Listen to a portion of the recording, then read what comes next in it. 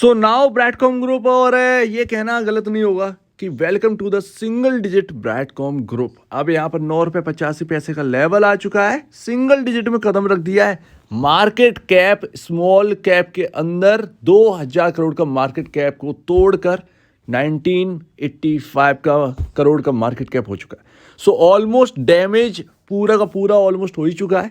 सारे के सारे पोर्टफोलियोज डैमेज हो चुके हैं, पूरे कुछ रिटर्न के ऊपर कुछ है नहीं, सब कुछ लक वेस्ट हो चुका है इस वक्त। और यहाँ पर आप बात करें कि आज जो लेवल हम लोग डिस्कस करते थे, वो जो ट्रेंड लाइन वो भी पूरी की पूरी मिट्टी के भाव बिक गई है। तो ये आज के दिन हो चुका है, पूरे दिन हो गया ब्रैडकॉम ग्रुप को ट्रैक करते करते, यही सोच में कि आज ये सर्किट खुलेगा। चीज़ें तो देखने को मिली आज। ये जो इंपॉर्टेंट लेवल के ऊपर हम लोग जो डिस्कस करते थे 2-3 दिनों से, हम लोग कह रहे थे कि 27 अप्रैल तक आपको कुछ दिखेगा, 27 अप्रैल तक आपको कुछ दिखेगा। यहाँ पर आज एनएसई में हुआ, बीएसई में भी हुआ, दोनों में हुआ, लेकिन सर्किट खुलते खुलते रह गया। मतलब है अगर ये बेचने वाले थोड़ा सा हट जाए ना तो इसको कोई रोकने वाला नहीं है। लेकिन खैर फिर भी यहाँ पर लोग डरे हुए हैं और उनके हालत पर ही छोड़ दो तो ज़्यादा बेहतर है। जिसको बेचना हो वो बेचे, जिसको नहीं बेचना हो ना बेचे, लेकिन एक क्लियर माइंडसेट आपके पास होना चाहिए कि इस वक्त आपका जो भी है, अगर आप शेयर होल्ड करते हो तो भी वो लक के बेस्ड है, अगर आप शेयर बेचते हो तो भी लक के बेस्ड है। किसी को कुछ नहीं पता कि आगे एक्चुअल में होना क्या है, फॉरेंसिक ऑडिट कैसे आएगी, लेकिन फॉरेंसिक ऑडिट के अंदर क्या क्या होगा, जो एलिगेशन जो नाम लगे थे इनके ऊपर कि यार आपने ये कर दिया, आपने वो कर दिया, मैनेजमेंट के ऊपर कितनी चीज़ों में मैनेजमेंट का यहाँ पर गलती पकड़ी गई है, ये बहुत इंपॉर्टेंट होगा फॉरेंसिक ऑडिट में। तो ये किसी को पता नहीं कि क्या क्या निकल कर आने वाला है, लेकिन जो एक सवाल और जो कहा गया था सेबी की तरफ से कि आप ये डॉक्यूमेंट करिए जमा, तो वो अब लगातार हो रहे हैं। शेयर होल्डिंग पैटर्न आ गया, वो भी हमारे सामने, ठीक है भाई, ओके है। ऑडिट रिजल्ट बहुत इंपॉर्टेंट हो गए, क्योंकि कल की डेट में कहीं ना कहीं आपको शाम तक मिल जाएंगे, तो देखते हैं। लेकिन आज का देखते हैं जरा। तो एनएससी में क्या हुआ, देखिए एनएससी में एक्चुअल में आज पूरे दिन हो गया। आज आप शायद मैसेज भी कर रहे थे बहुत ज़्यादा, और मैं आपसे कह रहा हूँ कि नज़र बनाए हुए हैं। जी हाँ, नज़र बनाए हुए हैं, क्योंकि लग रहा था कि सर्किट खुलेगा। और आज तो मेरा सुबह से यहाँ पर जो है ना पूरा ध्यान ही इसी पर रहा कि वॉल्यूम क्या है। एनएससी के अंदर 3 करोड़ का वॉल्यूम यहाँ पर ना लग गया था। सुबह सुबह ऐसा लगा कि यार 1 करोड़ का जो वॉल्यूम बिकने के लिए, सॉरी शेयर जो लगे थे बिकने के लिए, वो कहीं ना कहीं हटते हुए नजर आएंगे, लेकिन वो हुआ नहीं। फिर वो बदलकर 3 करोड़ हो गया, तो होप जो है वो खत्म हो गई। लेकिन नज़र में रखे ऑलमोस्ट 12:30 बजे के आसपास इसके अंदर हलचल हुई, जब आपका पहला कमेंट आया, पहला मैसेज आया। और उस वक्त मैं देख रहा था लगातार यहाँ पर जो है उससे मतलब एक सोच बैठ रखी थी कि इस लेवल से कुछ चेंज होगा। हो तो वो दिखा, लेकिन हो नहीं पाया, ठीक है ना। अब आज जो वैल्यू बेस्ड बाइंग हुई, आज आप एनएससी में जो एक वॉल्यूम देखिए, 1 करोड़ 57 लाख 1.57 करोड़ का वॉल्यूम हो चुका है। लेकिन अच्छी बात यह है कि 9.85 पर जो आपको 1 करोड़ 25 लाख शेयर्स बिकने के लिए दिख रहे हैं, वो कभी 3 करोड़ थे, 3 करोड़ शेयर्स थे। अगर ये हट जाते ना तो फिर यहाँ पर आज कुछ बात बन जाती। लेकिन फिर भी एक अच्छी बात ये है कि वो 3 करोड़ से 1.5 करोड़ रह गए, और उसके बाद जब सर्किट नहीं खुला तो यहाँ पर शेयर्स ना उतने ही बने रहे, बढ़ते हुए नजर नहीं आए कि वापस जो है ना रिटेल इन्वेस्टर बेचने के लिए आ गए, 3 करोड़ शेयर्स वापस लग गए बिकने के लिए। तो ऐसा कुछ नहीं हुआ, लगातार डेली बेसिस पर कम ही हो रहा है, ऑर्डर भी कम हो रहे हैं और शेयर्स भी बिकने के लिए कम आ रहे हैं। कहाँ 6 करोड़ का वॉल्यूम आया था बिकने के लिए, तो वही बात है यहाँ पर। लेकिन आज जो हलचल हुई, आज जो बाइंग हुई, वो कहीं ना कहीं बीएसई में देखिए आप, सर्किट ओपन करवा दिया उसने, लेकिन 0.8 पैसा के अंदर काम हुआ। इसका मतलब ये है कि पिछली बार भी जब ऐसी कुछ हलचल हुई थी, तब भी एक फंड आया था, उसने इंटरडे ट्रेड किया था बीएसई के अंदर, हलचल मचा दी थी बहुत तंगड़े में, और उसके बाद लगा था कि एक बाइंग हुई है इसके अंदर। लेकिन बाद में पता चला कि 2 फंड थे, उन लोगों ने पूरा गेम खेलकर चले गए कुछ ही पैसों के अंदर। वो पैसे दिख रहे हैं 8 पैसे, यहाँ पर भी 8 पैसे का अंतर। सर्किट खुला बीएसई के अंदर 83 तक गया, तो 8 पैसे का कुल मिलाकर यहाँ पर उसके बीचों बीच में कहीं ना कहीं काम हुआ। तो इन शॉर्ट ऐसा लगता है कि आज जो भी हलचल आज देखने को मिली, और एनएससी से ज़्यादा वॉल्यूम अब बीएसई के अंदर होता है। बीसीजी में 1.88 करोड़ शेयर्स यहाँ पर जो है ना पूरा ट्रेड हुआ है। तो कुल मिलाकर यहाँ पर यह है कि 90% चांसेस ये है कि पिछली बार की तरह ही इस बार भी वो वैल्यू बेस्ड बाइंग नहीं, बल्कि यहाँ पर जो है ना फंड बाइंग और सेलिंग हुई हो। आज डेटा पता चल जाए कि क्या हुआ है एक्चुअल में। अगर किसी वैल्यू बेस्ड यहाँ पर हुई है बाइंग, तो भैया चांदी चांदी। अदरवाइज 99% पॉसिबल है कि ये एक फंड है जो कि इन्होंने जो थोड़ा सा एक मोमेंटम क्रिएट करने की कोशिश करी थी, जो कि हो नहीं पाया। सो ये रहा आपके सामने आज का ब्यौरा, जो कि बहुत इंपॉर्टेंट था। और आज सर्किट तो लगा नहीं अपर, लेकिन कुछ भी चीज़ें बदलती हुई नहीं दिखी। लेकिन उनमें से अगर पॉजिटिविटी देखें तो बस यही है कि जो शेयर्स बिकने के लिए आ रहे थे ज़्यादा, वो अब कम आने लगे हैं। और इसके ऊपर हम लोग बात करते थे, ये काफ़ी देर में हम लोग बना पाए थे, लेकिन फिर भी कुछ अगर ढूंढेंगे तो ढूंढने से कुछ ना कुछ तो मिलता ही है, राइट। पहली बात तो ये।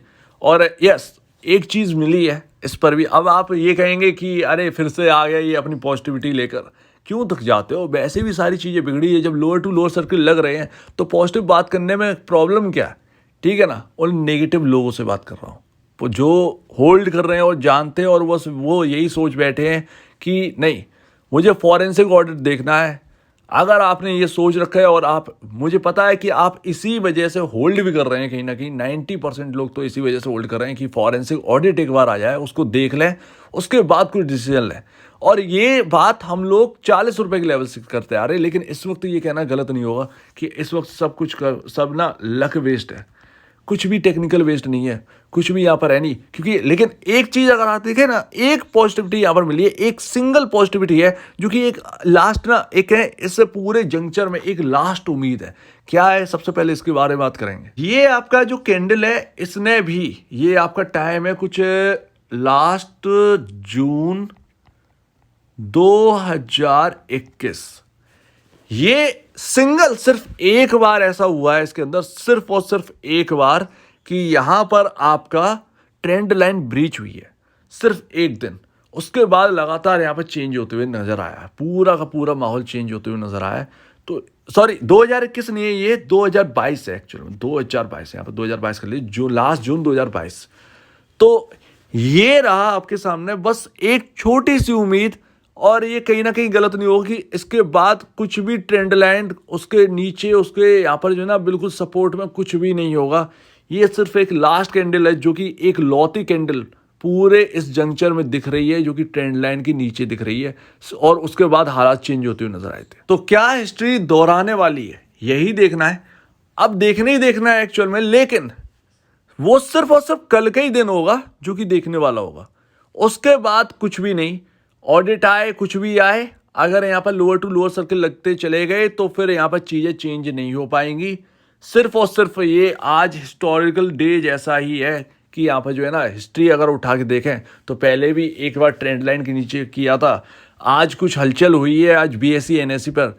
लेट्स सी कल क्या होता है, क्योंकि आज हुई है तो कल इंपॉर्टेंट हो। और लगातार ये काफ़ी दिनों से lower circuit to lower circuit भी चल रहा है। तो इतने ज़्यादा कोई भी स्टॉक हो, कितना भी निगेटिव हो, इतना ज़्यादा लोअर सर्किट उसके अंदर नहीं लगता है। ये भी एक कहीं ना कहीं बात आ जाती है। तो देखना तो यही है कि कितना क्या रह गया है। अब यहाँ पर कल अगर चीज़ें चेंज हो जाएंगी तो फिर ये वापस अपना जो है ना रैली स्टार्ट कर सकता है, पॉसिबल है।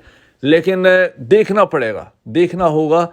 लेकिन इस वक्त ये कहना गलत नहीं होगा कि यहाँ पर जो है ना पूरा चार्ट जो है वो बिगड़ चुका है।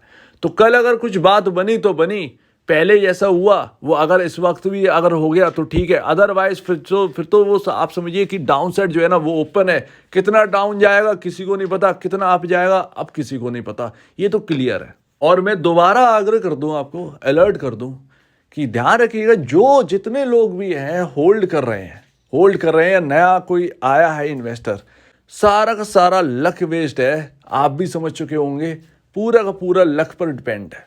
यहाँ पर कोई भी ऐसी चीज़ नहीं, आप कोई फंडामेंटल, कोई टेक्निकल कुछ नहीं ला सकते। फंडामेंटल बेस्ड अगर चलना होता तो बहुत पहले ही चल जाता। तो अगर आप होल्ड कर रहे हैं तो आपका माइंडसेट क्लियर होना चाहिए कि आप किस लिए होल्ड कर रहे हैं। इस बात को ध्यान रखिए। अगर आप एफए को लेकर होल्ड कर रहे हैं कि मुझे एफए ही देखना है, चाहे भले ही इस स्टॉक का कुछ भी हाल हो जाए, जो कि मैंने बहुत पहले आपसे कह दिया था कि स्टॉक का कोई भरोसा नहीं है। ये 16 रुपये भी जा सकता है, इसका नीचे का सपोर्ट 20 रुपये और 16 रुपये है। हो सकता है कि ये वहाँ तक जा सकता है, वो तो वो देखा भी। अब यहाँ पर देखिए, यहाँ पर मैं आपसे सीधे कह रहा हूँ कि यहाँ पर अगर आप होल्ड कर रहे हैं तो आपका क्लियर माइंडसेट होना चाहिए। आप बिल्कुल भी डगमगाए हुए नहीं होने चाहिए, ठीक है ना। सो उम्मीद है अब यहाँ पर क्या है, मार्केट कैप जो है वो स्मॉल कैप देखिए आ चुका है। स्मॉल कैप में तो था ही 2000 करोड़ का मार्केट कैप, जो 2000 करोड़ का लेवल था वो ब्रीच हो गया।